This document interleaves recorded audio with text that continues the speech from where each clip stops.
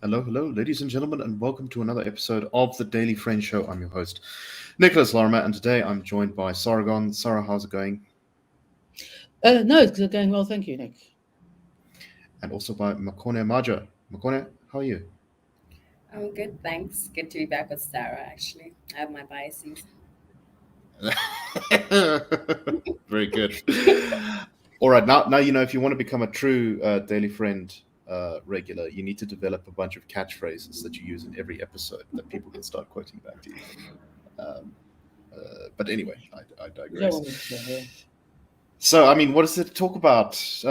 Well, we should probably start with the one that is unfortunately destroying all of our lives to some degree, and that is Eskom load shedding and increasing signs that we may be heading towards stage 8 load shedding, which is between 12 and 14 hours of power, being without power for 12 to 14 hours a day.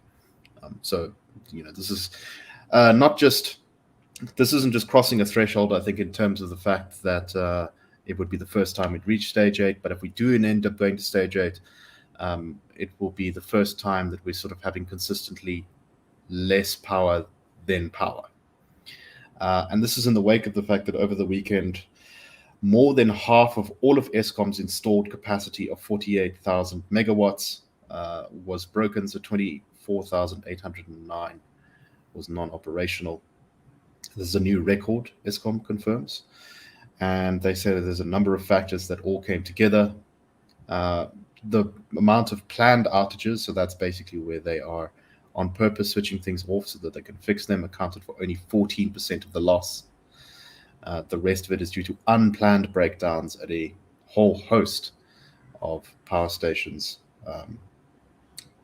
And this is the one that just makes me want to just bash my head into the table.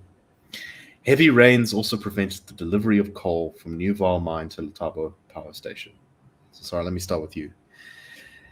What's so frustrating about this is that this seems almost certainly to be a solvable, in the short-term, logistical problem. Is the road broken? Well, then maybe the government can rush to fix it. You can do that relatively quickly. Are trucks not available? Well, then maybe the supposed emergency powers that government has can be used to acquire emergency vehicles for this particular time.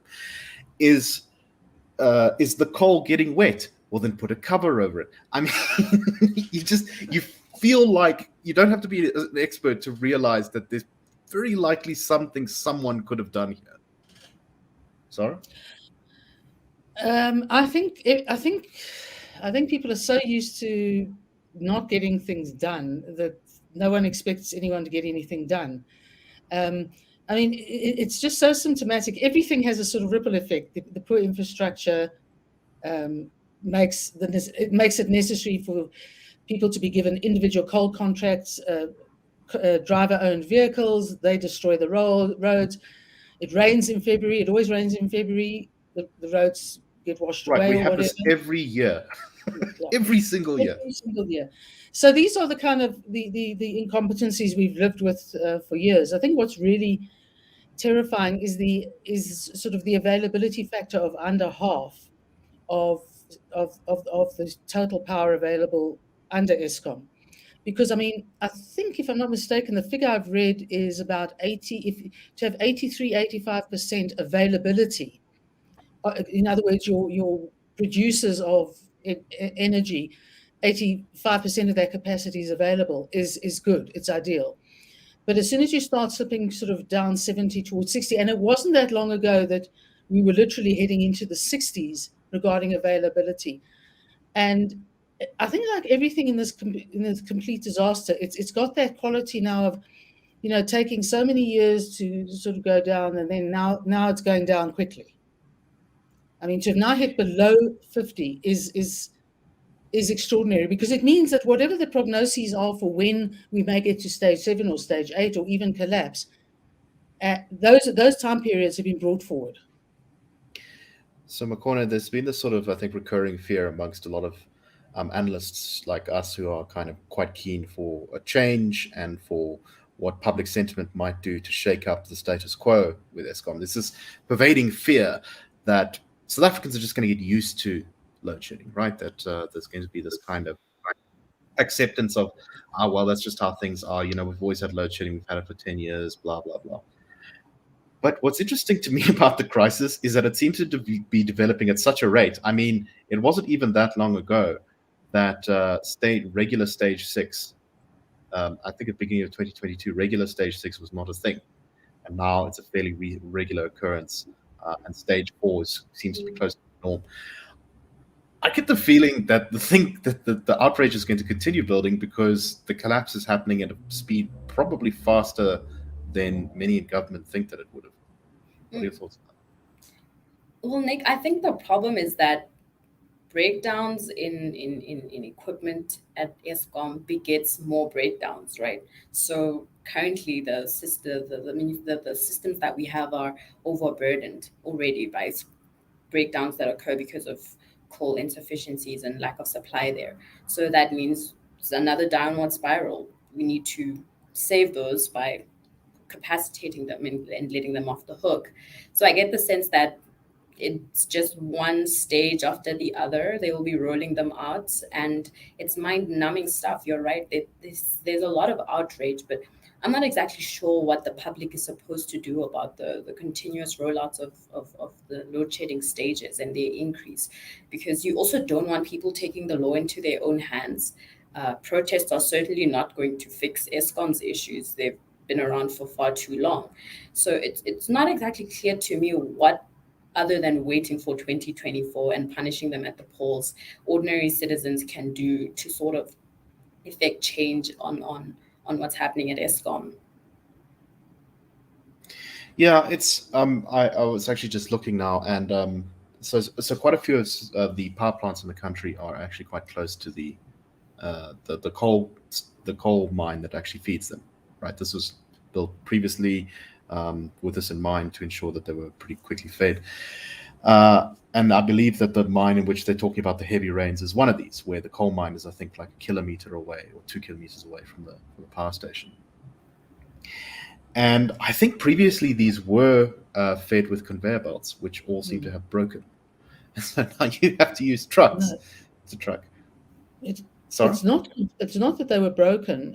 It's literally that. I mean, one of the things that made sense was to put the mines close to the coal fields, exactly so that you could have as close and as direct a link as possible between the coal fields and the plant. But when Jacob Zuma's administration came in, they decided that this was a very good way to create small business, empower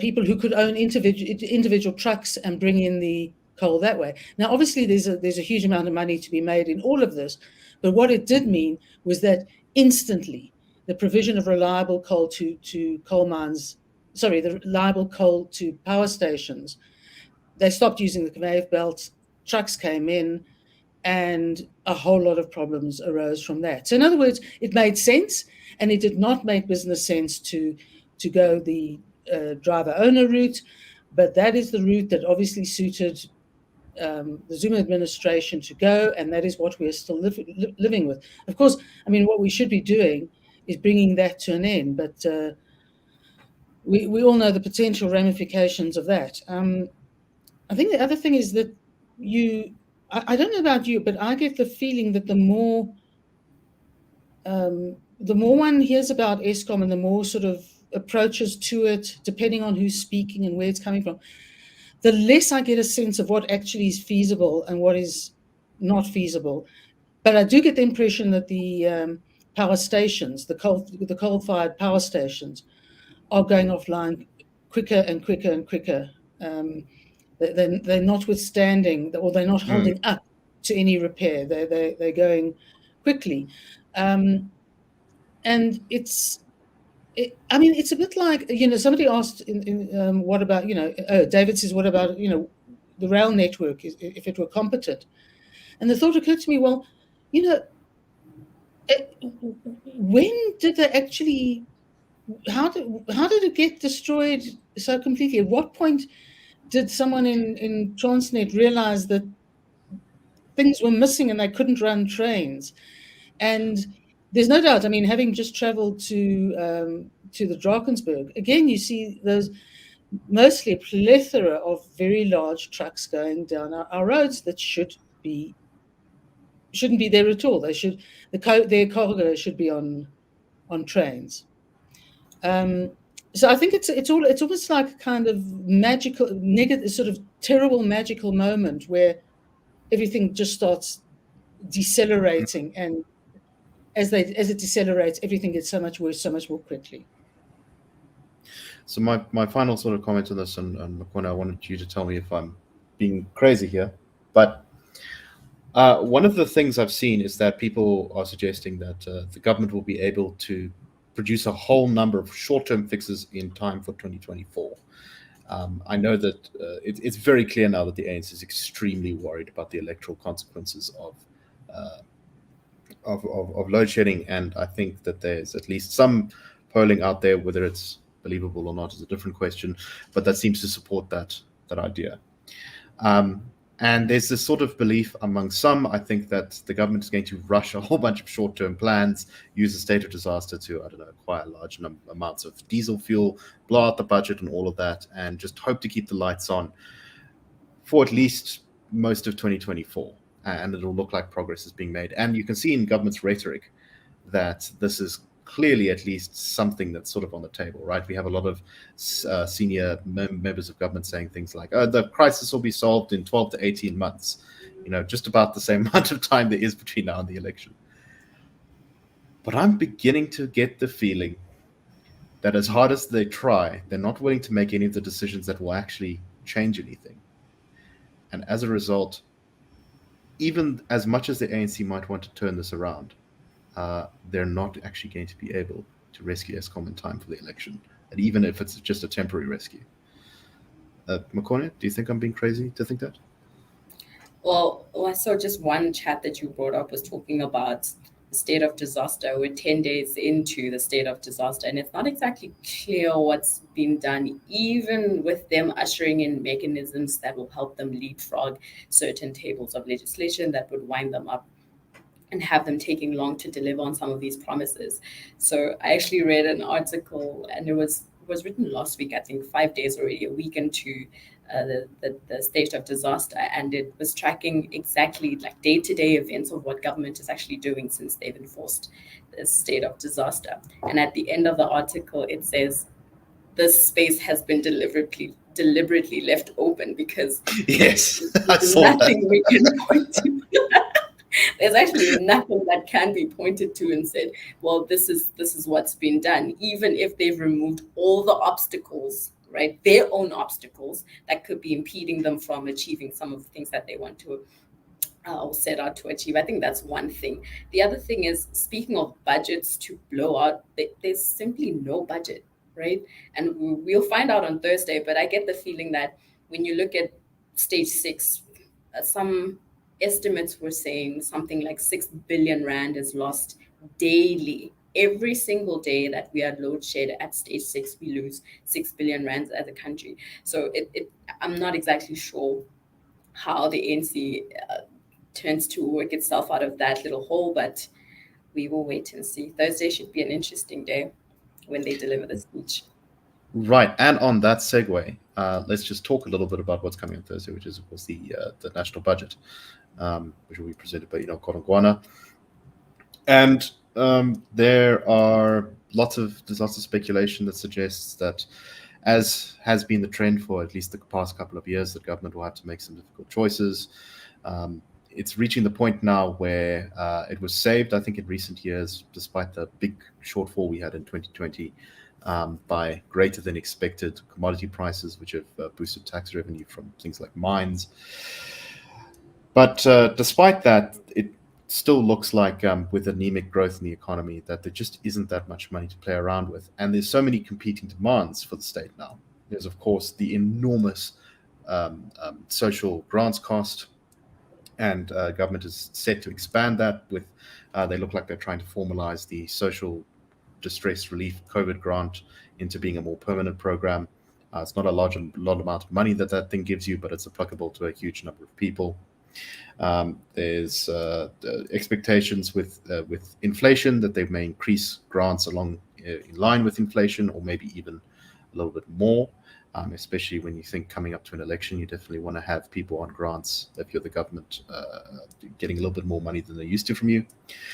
But the really big one that the government, I think, well, apart from Eskom, which is another huge hole in the budget, the other really big one that it has to grapple with is that the public sector unions, well, not all of them, but a large group of them, represented by the Public Servants Association, are demanding a very, very large wage increase above inflation. The Public Servants Association says that its members have, in their opinion, not received real increases over the past 4 years. They are demanding an above inflation wage increase of 12.5% for its more than 235,000 members. They represent people in police, in nursing, in education, and in the prisons organization. Interestingly, there have been a couple of unions that have broken ranks from this group, the most notable of them being the South African Democratic Teachers Union, SADTU. But I just want to read you something from the Public Servants Association spokesperson here said, failure to commence with wage negotiations urgently will severely disadvantage public servants who are increasingly cash-strapped and indebted. Public servants have not recovered from the events of 2020, where government robbed them of a salary increase. Makone, your thoughts? Robbed them. Very strong verbiage there. I think there's a quote by Thomas Sowell that says, trade unions are for trade unions, just as politicians are for politicians and corporations are for corporations. So we know that they act in their own interests, right? Not necessarily in the interests of the public sector, because in any normal functioning society, you cannot have a claim over money that doesn't exist. 1, and 2, what will happen eventually is that there will be massive layoffs, right? Although, of course, in the public sector, you're insulated against that, but still, they cannot afford to continue blowing out the public. Right, we've seen that with like the post office, right? Where something like, I think more than a third of workers are set to be laid off now, just because the organization's been in so much of a state for so long. Exactly. So you can't continue to have a claim over money when you strike, so obviously you're not actually delivering, right? No organization can function with the number of work stoppages and strikes that we see in the country. There's just too many work days lost over strikes and work stoppages. And unfortunately, with the public sector, you never get to see the full repercussions of that, although we can point to the post office as one example. But in a free market, right, where you use demand and supply to negotiate salaries, you get punished if you're not at work. But that won't be the case for public sector. You cannot show up to work as a nurse, as a teacher, and there are no deterrents, only incentives. And the incentives are there because trade unions are in bed with the government, right? A huge conflict of interest where one is supposed to act in the interest of their members against the other, but we know that the tripartite alliance between the ANC and COSATU circumvents all of that. So it's really harrowing to see them act in this fashion.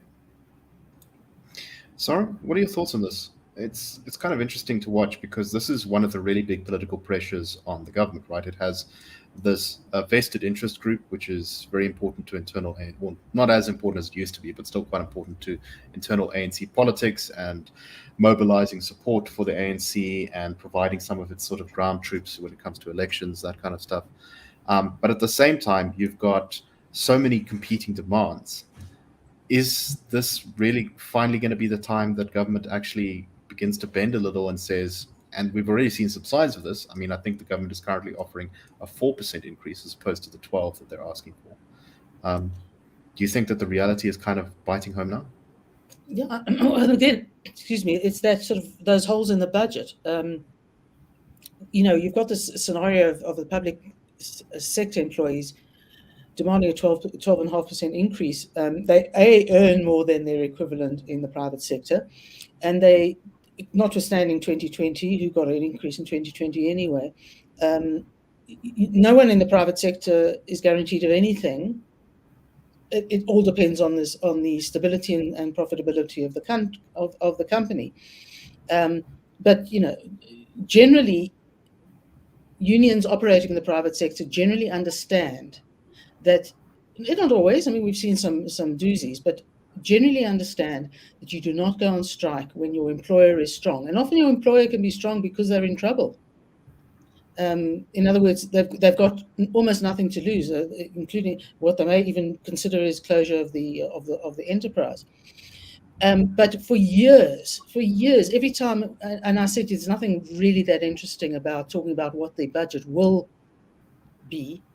But for years, pundits have been saying they have got to slash the costs of government, which in large portion is A, the number of employees in the public sector, and B, the amount of money they're being paid. Because, of course, employees in the public sector get medical aid, pension, a whole lot of benefits that in the private sector, again, depend entirely on the particular employer. And, of course, who's paying for those benefits? We are.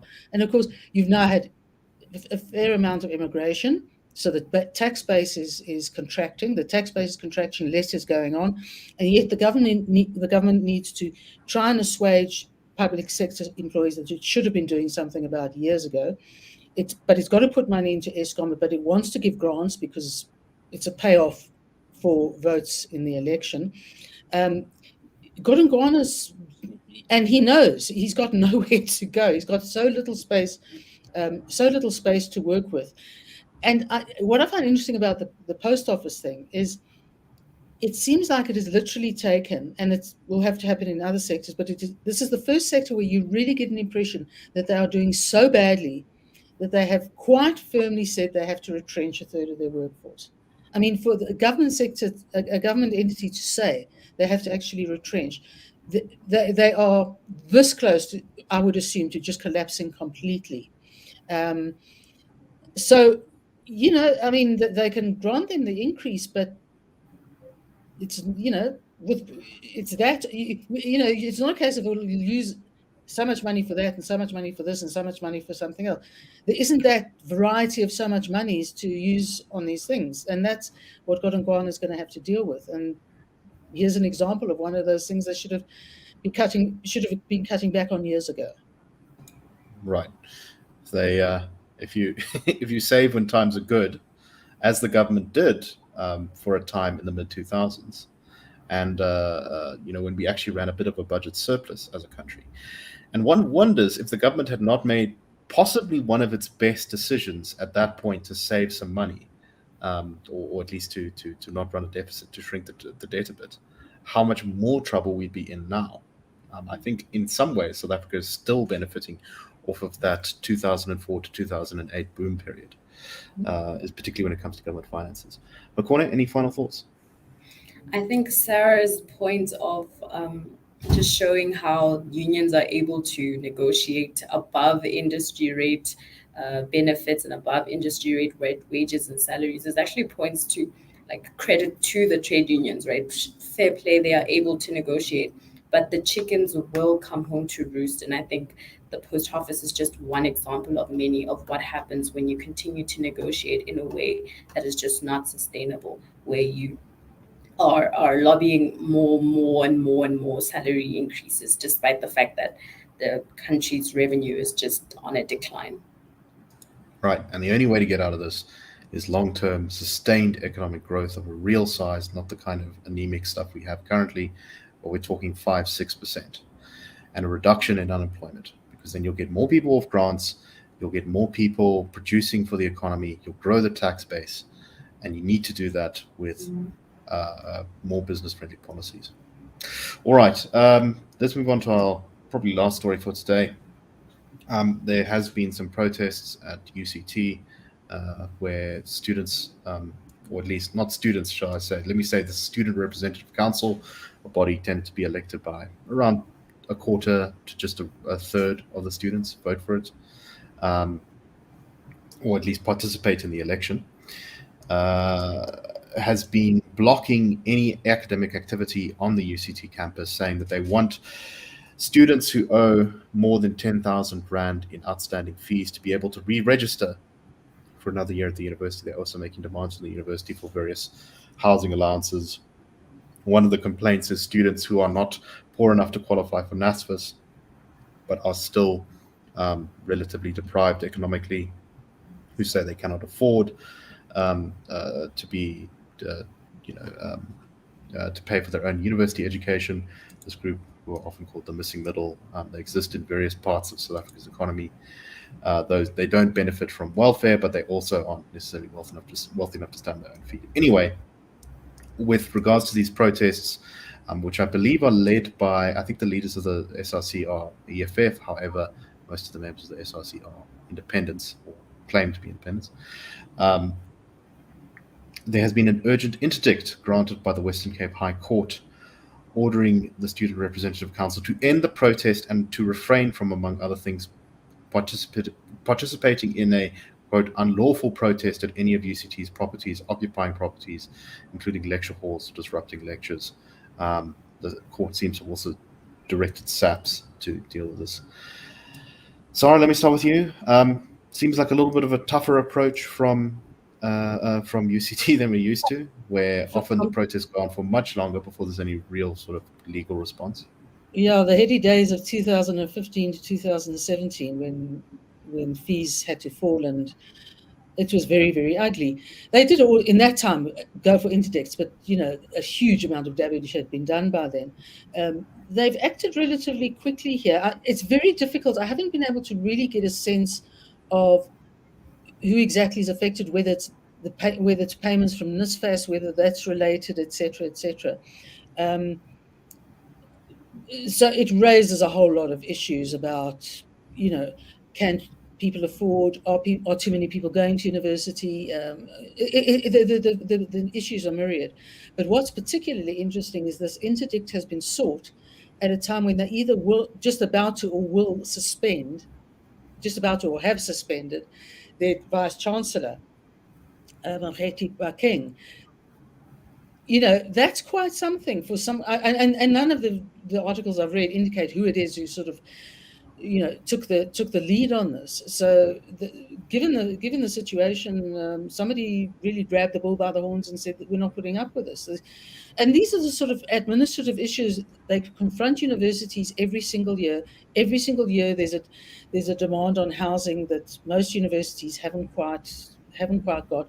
It's difficult for both sides, but the universities can't manufacture housing they haven't got until they kind of know who they have to find housing for, that they haven't already put in housing. So it's that sort of thing. There are no quick fixes. But, if you want an SRC who will jump to the occasion, EFF is your SRC, because the EFF came in that horrid period, and they did what they did best. They led protests, and some very ugly protests at that. So it's quite an interesting, the EFF's behaving as they did, 8 years ago, 8 years ago. The university, however, seems to be acting more hastily and with more conviction that, this, whatever happens, this sort of behavior is and interrupting things, which is, the favourite of the EFF and its supporters on UCT campus. No, this has got to be sorted out separately. Get an interdict. I'm impressed. So, Makone, it's very easy to see, I think, where quite a few students are upset about being excluded, not being able to pay, are coming from, right? Mm-hmm. Without a university education in South Africa, it's very difficult to get employment. You may well be consigned to the great chunk of our society which is unemployed. However, you look at the numbers and you see that, for example, UCT has 413 million Rand in fees still outstanding, I believe, currently. Makone, what do you make of some of the economics of this issue, very briefly? These are very strange negotiation techniques. I think the economic issues also fall on students these SRC members purport to be representing, because if you stop classes, right, I think I read an article that was just recounting who's affected by this. mostly poor students, right? If you can afford to go home and tune in and log into class and online, then we know you are in a fairly middle to high income earning household. But what about the students that don't have Wi-Fi at home and can only depend on the supply that they get at the university? But also the fact that the shuttle service at the university, as I understand, is affected by these protests. So again, I'm pretty sure these shuttle services cater mostly to the students the protest purports to be acting on behalf of. So it's just it's not a good look on the SRC. I'm also wondering why can't they look at what WITS has done? The WITS SRC has over the years managed to secure millions in funding for students that cannot afford to help subsidize them. But I suspect that UCT has taken a page out of the University of Pretoria's book, because UP insulated itself against protests by saying that students should protest, I think, within maybe a 2 or 1, I'm not really sure what the measures was, something like 500 meters away from the university, to avoid the vandalism that we saw during the Forlist era.